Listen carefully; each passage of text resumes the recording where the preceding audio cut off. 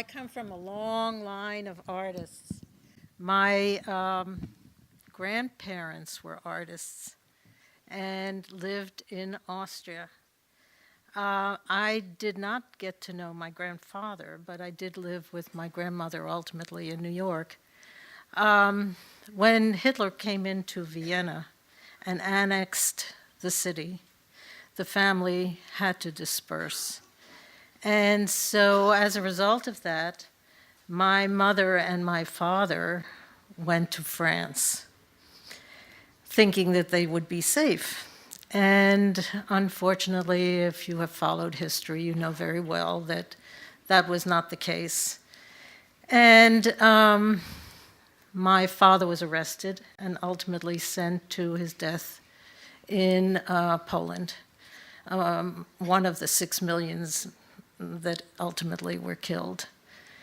At that point, a gypsy, from what I hear, told my mom that she would have a child. My mom was 43, and here I am.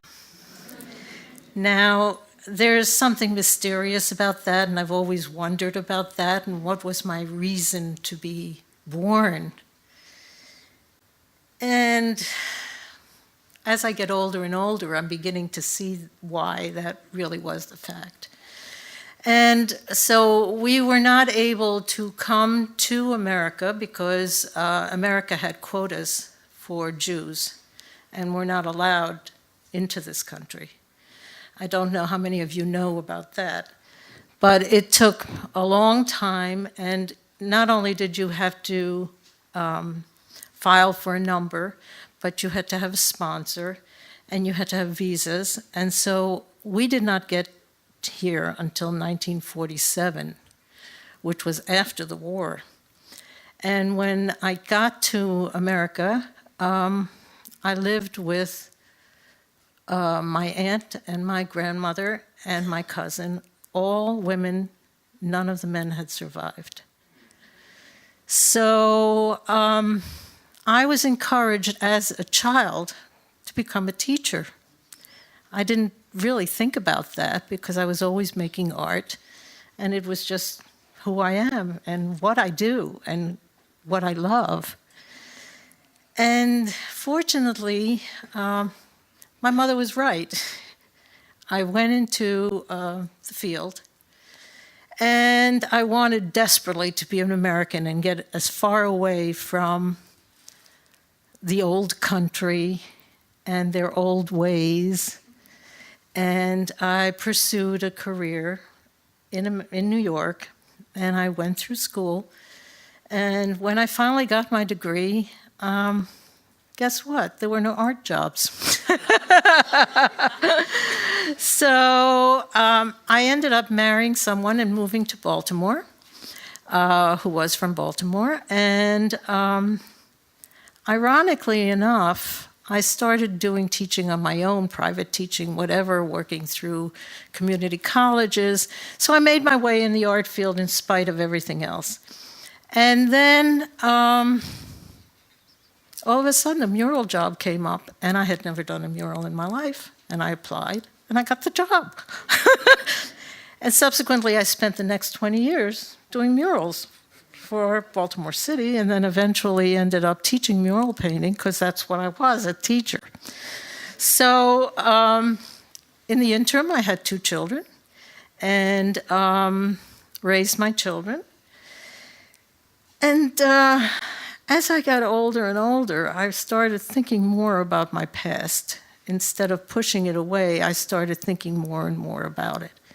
And so I thought, well, what was that all really all about? And I must say, as I was doing murals, I was also running a little antique business on the side. Had to survive. And as I get older and older, I begin to realize the meaning of my past and my history, and how important your history really is, and where you came from, and who you are, and what you are part of. And so I started delving more and more into that. And so what gives my life meaning? Well, I wrote 3 things specifically, and one was to validate my ancestors and the fact that they were killed. And the other was that I love to learn and I love to share learning.